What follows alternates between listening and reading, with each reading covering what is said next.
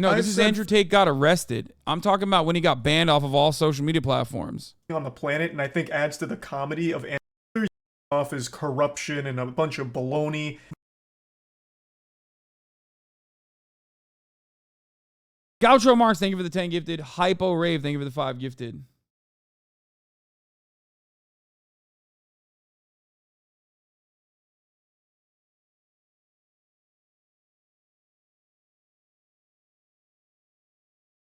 Listen, the counters that Tate was actually trying to be that way is content, but Ido was just using edgy humor. So his take kind of sounds like Ben Shapiro's facts, not feelings. The reason why I'm looking at this is for this reason, okay? Wait, what is this? So Moist Critical gave his opinions on Andrew Tate getting banned. I, for one, am never on the side of censorship, but Andrew Tate's in a really weird position because he's being investigated. I 100%.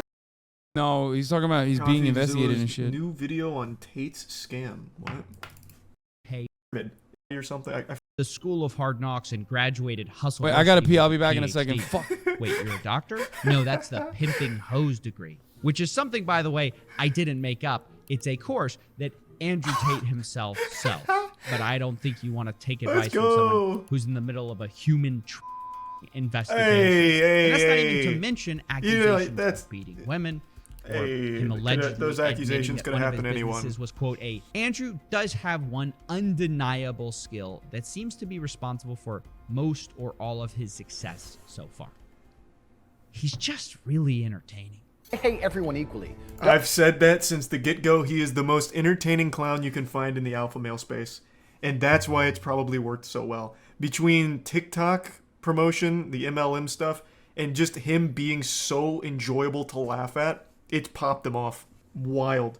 You think the guys paying for this think it's a joke? I think there's a good balance of people who pay for it, like ironically, like, haha, I'm part of Hustlers University, and people who actually believe it. And I think the believers probably outweigh the former, which is sad, but it is what it is. It's the same for every other alpha male we ever looked at. You remember the guy who's a self-admitted cuck? Oh, fuck. It's only been a couple months. It's the big guy. He sells the course on, like, so your wife doesn't want to fuck you? That's okay. No, I'm talking about alpha males, bro. Is it Jack Murphy? It might be Jack Murphy. Oh, yeah, Jack Murphy, right? This he's literally a cuck. But he's also an alpha male. So he's teaching you how to be an alpha male while also being a cuck. It's this guy, right? A lot of these guys kind of all look the same, like bald and a beard. Is it this guy? Don't come at me and call me sexist or racist or any of these things. I hate everyone. I don't care if you're black, white, straight, gay, man, and woman. I hate you anyway. Do know how to administer CPR. However, I will not administer CPR unless you're a hot female. If you're some fat dude and you just had a heart attack and I don't really know you. Is that a lady billing you and you back and rearrange your bones? Why is it being misogyny for 4 hours straight, bro? I have a lot. So the reason why I wanted to show this is because I want to know what his take is on like Andrew Tate's misogynistic and like oftentimes violent commentary towards women. I don't know what Charlie said about it, but I would like to find out because I'm sure that he wasn't like on board with him being deplatformed, but he certainly didn't have. He probably did not like that Andrew Tate was saying all this shit, right?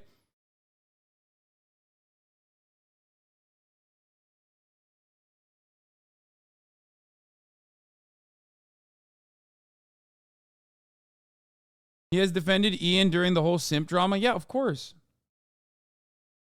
The point I'm trying to say is this. Okay? The point I'm trying to say is this. I mean, it is funny. There are parts of it that I've said that too. Okay? I've said that too. Listen to me. Listen to me. Fostering an environment that revolves around like beefing up misogynistic fucking takes over and over again goes beyond just jokes. Okay? That's why you had like little fucking kids running around and saying like, I don't know, at the age of like 12, saying stuff like, go back to the kitchen, bitch, to their fucking teachers. You know what I mean? Where's my bagay? It's like, because that has an impact. It has an impact. People watch that, especially if it's like, especially because the systems are patriarchal, especially when the systems are white supremacists, and you are highlighting that as like this, you're highlighting that and you're supporting that. A lot of people are going to lean on it and repeat it Okay? You are not solely responsible for this, okay? But you certainly didn't help. And acknowledging that and making amends and trying to offer some kind of like correction to that behavior is perfectly valid. So the reason why I was looking for that is because Charlie here is making it seem like, oh, well, he was just like... Jesus. Got a hair in my mouth. He was just, saying some edgy shit. He was just doing shock humor, completely removing the secondary reason for why that's not just shock humor. You know what I mean?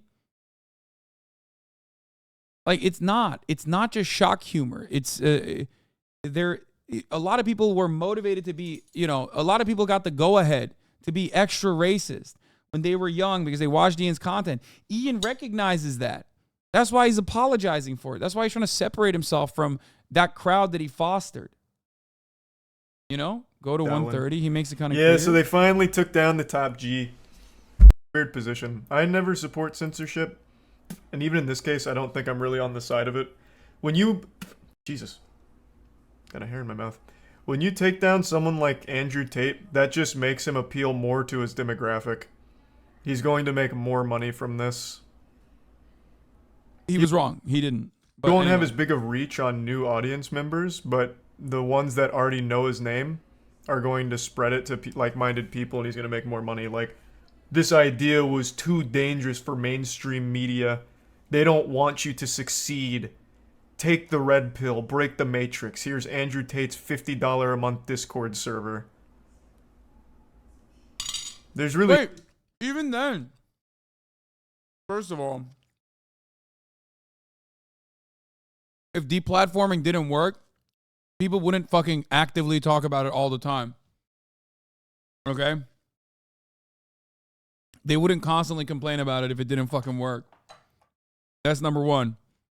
But that's not what I'm talking about. Look, he said it himself. He recognizes that Andrew Tate's content is bad. Okay? Not bad enough to deplatform, in his words, which is fine. Okay? That's his perspective. I don't agree with it. It's fine. But he's openly admitting that, like, if you make shit fucking content, you can have a negative impact on your audience. So if you recognize that, then that's it. Then you recognize that Ian and his rampant racist rhetoric in his videos had a negative impact on the audience. It's not just edge. That's my point. He's literally saying, like, oh, well, his fan base are going to be, more inclined to, like, give him more money and join his scams. You know what I mean? It can mean a variety of different things, right?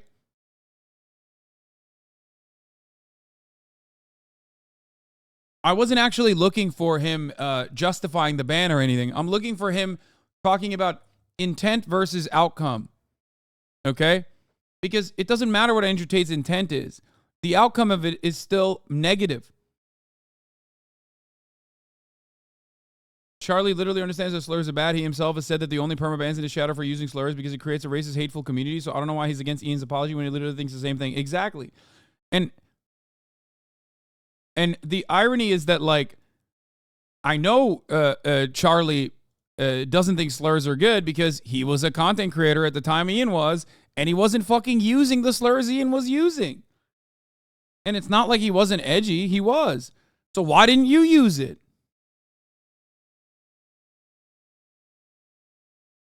You know what I mean? That's my point.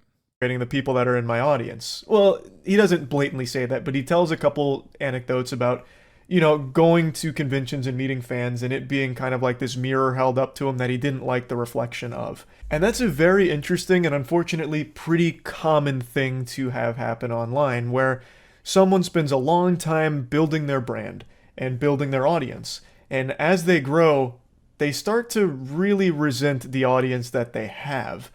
And usually this comes in one of two forms, where you have someone like Darkside Phil. I've used him as an example before, but he has an audience that he doesn't seem to really like, but he needs them because they pay his bills. So he has to constantly keep doing the same things in order to keep the lights on. And I imagine he feels trapped by his viewers because he has to keep doing this song and dance in order to get the money from them, but doesn't like what he's doing. And it also happens to other creators as well who spend a long time building their identity online, but they don't like what they're doing and they don't like the people that are watching them. So then they try and make some kind of change and then get eaten alive by their community, which only further reinforces their disdain for them, which leads to a really toxic community where everyone's at each other's throats. There's countless examples of that. Point is, that experience online is all too common. And when it does happen, a creator's left with a choice. They either just suck it up and keep making the shit that they clap for, even though it doesn't make them happy and they don't like the audience that's clapping for them, or they try and change the content and grow a different kind of audience, which is always... Isn't it weird that your fans IRL are chill, but iDubbbz or Charlie fans are toxic? I don't think Charlie fans are like all that toxic either. He's just a very normie, so he does have toxic people. But he has a lot of normies as well, I'm sure.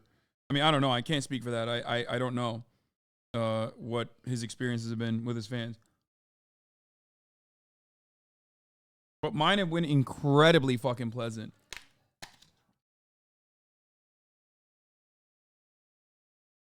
Hasan has toxic fans as well. It happens everywhere.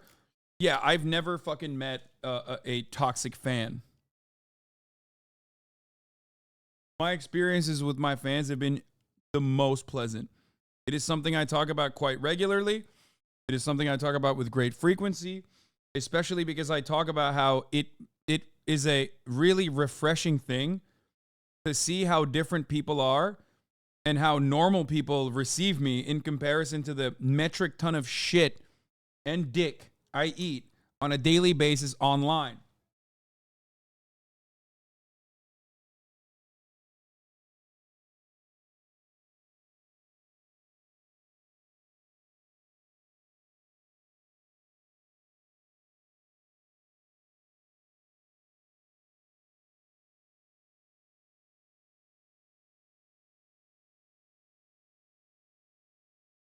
And you're correct, mostly because the weird ones don't go offline. They don't go IRL. Always the scarier option. That's always the more uncertain one because maybe no one likes it and now you've lost that audience you built up and now your career's in jeopardy. You might not be able to keep the lights on by doing this career anymore because now you've alienated them, gone in a different direction, and it hasn't worked out. So the majority of creators in this position just kind of suck it up, rub some dirt in it, and just keep doing the same shit over and over, even if it makes them miserable. And that's why you'll see a lot of creators burn out. Wait, don't you feel like that's precisely the reason why what Ian did is like brave? Like he's literally saying that like iDubbbz did this instead of fucking like eating dick and just constantly fucking, doing something that he doesn't personally agree with. And he made that personal growth. He made that personal changes in his real life. And he inevitably could not stand that he hadn't openly addressed that change that happened in his life. And the kinds of fans that he still had that reflected the old opinions that he had. Out. So I'll always respect the creators that choose the harder path here of pivoting and changing their content, doing what makes them happier, even if it means taking that huge risk of losing the audience you've built up over time. Even though I disagree with iDubbbz's perspective on his older content being damaging or dangerous or indoctrinating, I still do respect that he didn't like what he was doing, so now he's doing something that he likes more. Even though it is coming at the risk of losing his audience, he'll find happiness in the content that he makes going forward, and maybe he's happier with the new audience that he potentially cultivates through all of it. So, but yeah, anyway, just kind of wanted to talk about this whole situation. That's about it. So, yeah. I got the opinion that Charlie thought Ian was a little too hard on himself. Yeah, that would be fine if it was just that like Ian was a little too hard on himself. He also moved beyond that by making it seem like, some of the things that he said was just like for shock value and edgy, and he wasn't like actually racist. A 21-minute video talking about why a 17-minute apology is bad is kind of crazy, not gonna lie. Yeah, saying the N-word is not just edgy, okay? It's wrong. justifying